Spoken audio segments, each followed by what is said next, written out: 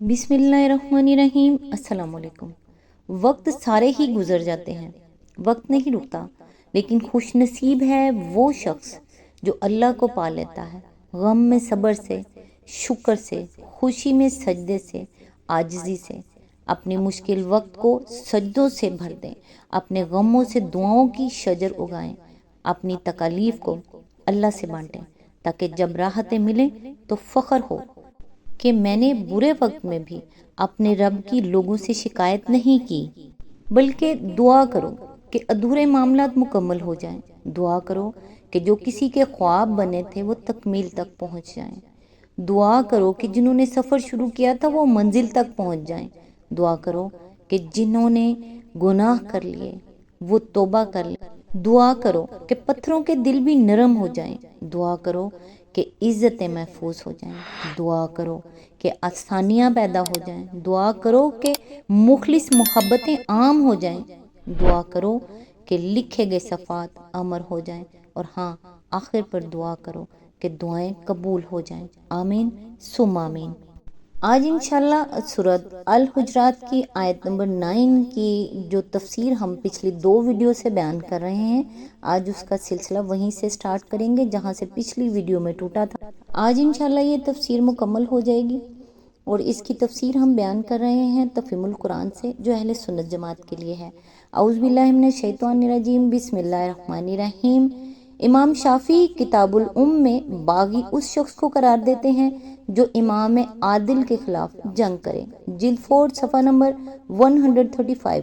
امام مالک کا مسلک المدونہ میں نقل کیا گیا ہے کہ خروج کرنے والے اگر امام عادل کے خلاف جنگ کرنے کے لیے نکلیں تو ان کے خلاف مقاتلہ کیا جائے۔ جلد 1 صفحہ نمبر 407۔ قاضی ابو بکر ابن العربی احکام القرآن میں ان کا یہ قول نقل کرتے ہیں، جب کوئی شخص عمر بن عبدالعزیز جیسے امام عدل کے خلاف خروج کرے تو اس کو دفع کرنا واجب ہے۔ رہا کسی دوسری قسم کا امام تو اسے اس کے حال پر چھوڑ دو، اللہ کسی دوسرے ظالم کے ذریعے سے اس کو سزا دے گا اور پھر کسی تیسرے ظالم کے ذریعے سے ان دونوں کو سزا دے گا۔ ایک اور قول امام مالک رحمۃ اللہ کا انہوں نے یہ نقل کیا ہے، جب ایک امام سے بیعت کی جا چکی ہو اور پھر اس کے بھائی اس کے مقابلے پر کھڑے ہو جائیں تو ان سے جنگ کی جائے گی اگر وہ امام عادل ہو۔ رہے ہمارے زمانے کے ائمہ تو ان کے لیے کوئی بیعت نہیں ہے کیونکہ ان کی بیعت زبردستی لی گئی ہے۔ پھر مالکی علماء کا جو مسلک سحنون کے حوالے سے قاضی صاحب نے بیان کیا ہے وہ یہ ہے کہ جنگ تو صرف امام عدل کے ساتھ مل کر کی جائے گی، خواہ پہلا امام عادل ہو یا وہ شخص جس نے اس کے خلاف خروج کیا ہو، لیکن اگر دونوں عادل نہ ہوں تو دونوں سے الگ رہو۔ البتہ اگر تمہاری اپنی جان پر حملہ کیا جائے یا مسلمان ظلم کے شکار ہو رہے ہوں تو مدافعت کرو۔ یہ مسالک نقل کرنے کے بعد قاضی ابو بکر کہتے ہیں کہ ہم جنگ نہیں کریں گے مگر اس امام عادل کے ساتھ جسے اہل حق نے اپنی امامت کے لیے آگے بڑھایا ہو۔ نمبر 3، خروج کرنے والے اگر قلیل التعداد ہوں اور ان کی پشت پر کوئی بڑی جماعت نہ ہو، نہ وہ کچھ زیادہ جنگی سر و سامان رکھتے ہوں، تو ان پر قانون بغاوت کا اطلاق نہ ہوگا بلکہ ان کے ساتھ عام قانون تعزیرات کے مطابق برتاؤ کیا جائے گا، یعنی وہ قتل کریں گے تو ان سے قصاص لیا جائے گا اور مال کا نقصان کریں گے تو اس کا تاوان ان پر عائد ہوگا۔ قانون بغاوت کا اطلاق صرف ان باغیوں پر ہوتا ہے جو کوئی بڑی طاقت رکھتے ہوں اور کثیر جمعیت اور جنگی سر و سامان کے ساتھ خروج کریں۔ نمبر 4، خروج کرنے والے جب تک محض اپنے فاسد عقائد یا حکومت اور اس کے سربراہ کے خلاف باغیانہ اور معاندانہ خیالات کا اظہار کرتے رہیں ان کو قتل یا قید نہیں کیا جا سکتا۔ جنگ ان کے خلاف صرف اس وقت کی جائے گی جب وہ عملاً مسلح بغاوت کر دیں اور خون ریزی کی ابتدا کر بیٹھیں۔ المبسوط، باب الخوارج، فتح القدیر، باب البکات، احکام القرآن، الجساس۔ نمبر 5، باغیوں کے خلاف جنگ کا آغاز کرنے سے پہلے ان کو قرآن مجید کی ہدایت کے مطابق دعوت دی جائے گی کہ وہ بغاوت کی روش چھوڑ کر عدل کی راہ اختیار کریں۔ اگر ان کے کچھ شبہات و اعتراضات ہوں تو انہیں سمجھانے کی کوشش کی جائے گی، اس پر بھی وہ باز نہ اور مقاتلے کا آغاز ان کی طرف سے ہو جائے تب ان کے خلاف تلوار اٹھائی جائے گی۔ فتح القدیر، احکام القرآن، الجساس۔ نمبر 6، باغیوں سے لڑائی میں جن ضوابط کو ملحوظ رکھا جائے گا وہ نبی صلی اللہ علیہ وآلہ وسلم کے اس ارشاد پر مبنی ہے جسے حضرت عبداللہ بن عمر کے حوالے سے حاکم، بزار اور الجساس نے نقل کیا ہے۔ حضور صلی اللہ علیہ وآلہ وسلم نے حضرت عبداللہ بن مسعود سے پوچھا، اے ابن ام عبد، جانتے ہو اس امت کے باغیوں کے بارے میں اللہ کا کیا حکم ہے؟ انہوں نے عرض کیا، اللہ اور اس کے رسول کو زیادہ علم ہے۔ فرمایا، ان کے زخمیوں پر ہاتھ نہیں ڈالا جائے گا، ان کے اسیر کو قتل نہیں کیا جائے گا، ان کے بھاگنے والے کا پیچھا نہیں کیا جائے گا اور ان کا مال غنیمت کے طور پر تقسیم نہیں کیا جائے گا۔ اس ضابطے کا دوسرا ماخذ جس پر تمام فقہائے اسلام نے اعتماد کیا ہے حضرت علی علیہ السلام کا قول اور عمل ہے۔ آپ نے جنگ جمل میں فتح یاب ہونے کے بعد اعلان کیا کہ بھاگنے والے کا تعاقب نہ کرو، زخمی پر حملہ نہ کرو، گرفتار ہو جانے والوں کو قتل نہ کرو، جو ہتھیار ڈال دے اس کو امان دو، لوگوں کے گھروں میں نہ گھسو اور عورتوں پر دست درازی نہ کرو، خواہ وہ تمہیں گالیاں ہی کیوں نہ دے رہی ہوں۔ آپ کی فوج کے بعض لوگوں نے مطالبہ کیا کہ مخالفین کو اور ان کے بال بچوں کو غلام بنا کر تقسیم کر دیا جائے۔ اس پر غضبناک ہو کر آپ نے فرمایا، تم میں سے کون ام المومنین عائشہ کو اپنے حصے میں لینا چاہتا ہے؟ نمبر 7، باغیوں کے اموال کا حکم جو حضرت علی علیہ السلام کے اسوہ حسنہ سے ماخوذ ہے وہ یہ ہے کہ ان کا کوئی مال، خواہ وہ ان کے لشکر میں ملا ہو یا ان کے پیچھے ان کے گھروں پر ہو اور وہ خواہ زندہ ہوں یا مارے جا چکے ہوں، بہرحال اسے نہ مال غنیمت قرار دیا جائے گا اور نہ فوج میں تقسیم کیا جائے گا، البتہ جس مال کا نقصان ہو چکا ہو اس کا کوئی ضمان لازم نہیں آتا۔ جنگ ختم ہونے اور بغاوت کا زور ٹوٹ جانے کے بعد ان کے مال انہی کو واپس دے دیے جائیں گے۔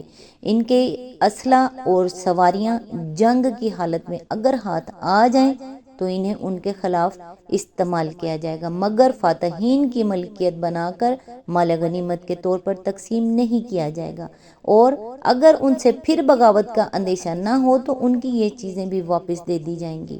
صرف امام ابو یوسف کی رائے یہ ہے کہ حکومت اسے غنیمت قرار دے گی۔ المبسوط، فتح القدیر، الجساس۔ نمبر 8، ان کے گرفتار شدہ لوگوں کو یہ عہد لے کر کہ وہ پھر بغاوت نہ کریں گے رہا کر دیا جائے گا۔ المبسوط۔ نمبر 9، باغی مقتولوں کے سر کاٹ کر گشت گرانا سخت مکروہ فعل ہے، کیونکہ یہ مسئلہ ہے جس سے رسول صلی اللہ علیہ وآلہ وسلم نے منع فرمایا ہے۔ حضرت ابوبکر رضی اللہ کے پاس رومی بطریق کا سر کاٹ کر لایا گیا تو آپ نے اس پر شدید ناراضی کا اظہار کیا اور فرمایا کہ ہمارے کام رومیوں اور ایرانیوں کی پیروی کرنا نہیں ہے، یہ معاملہ جب کفار تک سے کرنا روا نہیں ہے تو مسلمانوں کے ساتھ تو یہ بدرجہ اولا ممنوع ہونا چاہیے۔ المبسوط۔ نمبر 10، جنگ کے دوران میں باغیوں کے ہاتھوں جان و مال کا جو نقصان ہوا ہو، جنگ ختم ہونے اور امن قائم ہو جانے کے بعد اس کا کوئی قصاص اور ضمان ان پر عائد نہ ہوگا، نہ کسی مقتول کا بدلہ ان سے لیا جائے گا اور نہ کسی مال کا تاوان ان پر ڈالا جائے گا، تاکہ فتنے کی آگ پھر نہ بھڑک اٹھے۔ صحابہ کرام کی باہمی لڑائیوں میں یہی ضابطہ ملحوظ رکھا گیا تھا۔ المبسوط، الجساس، احکام القرآن، ابن العربی۔ نمبر 11، جن علاقوں پر باغیوں کا قبضہ ہو گیا ہو اور وہاں انہوں نے اپنا نظم و نسق قائم کر کے زکوٰۃ اور دوسرے محصولات وصول کر لیے ہوں، حکومت ان علاقوں پر دوبارہ قبضہ کرنے کے بعد لوگوں سے از سر نو اس زکوٰۃ اور ان محصولات کا مطالبہ نہیں کرے۔ اگر باغیوں نے یہ اموال شرعی طریقے پر صرف کر دیے ہوں تو عند اللہ بھی وہ ادا کرنے والوں پر سے ساقط ہو جائیں گی، لیکن اگر انہوں نے غیر شرعی طریقے پر تصرف کیا ہو تو یہ ادا کرنے والوں کے اور ان کے خدا کے درمیان معاملہ ہے، وہ خود چاہیں تو اپنی زکوٰۃ دوبارہ ادا کر دیں۔ فتح القدیر، الجساس، ابن العربی۔ نمبر 12، باغیوں نے اپنے زیر تصرف علاقہ میں جو عدالتیں قائم کی ہوں، اگر ان کے قاضی اہل عدل میں سے ہوں اور شریعت کے مطابق انہوں نے فیصلے کیے ہوں تو وہ برقرار رکھے جائیں گے، اگرچہ ان کے مقرر کرنے والے بغاوت کے مجرم ہی کیوں نہ ہوں۔ البتہ اگر ان کے فیصلے غیر شرعی ہوں اور بغاوت فرد ہونے کے بعد وہ حکومت کی عدالتوں کے سامنے لائے جائیں تو وہ نافذ نہیں کیے جائیں گے۔ علاوہ بری باغیوں کی قائم کی ہوئی عدالتوں کی طرف سے کوئی وارنٹ یا پروانہ امر حکومت کی عدالتوں میں قبول نہ کیا جائے گا۔ المبسوط الجساس نمبر 13، باغیوں کی شہادت اسلامی عدالتوں میں قابل قبول نہ ہوگی کیونکہ اہل عدل کے خلاف جنگ کرنا فسق ہے۔ امام محمد کہتے ہیں کہ جب تک وہ جنگ نہ کریں اور اہل عدل کے خلاف عملاً خروج کے مرتکب نہ ہوں ان کی شہادت قبول کی جائے گی، مگر جب وہ جنگ کر چکے ہوں تو پھر میں ان کی شہادت قبول نہ کروں گا۔ الجساس، ان احکام سے یہ بات واضح ہو جاتی ہے کہ کفار کے خلاف جنگ اور مسلمان باغیوں کے خلاف جنگ کے قانون میں کیا فرق ہے۔ آج تک کے لیے بس اتنا ہی، نیکسٹ انشاءاللہ آیت نمبر 10 سے سٹارٹ کریں گے۔ تب تک کے لیے دعاؤں میں یاد رکھیے گا۔ اللہ حافظ۔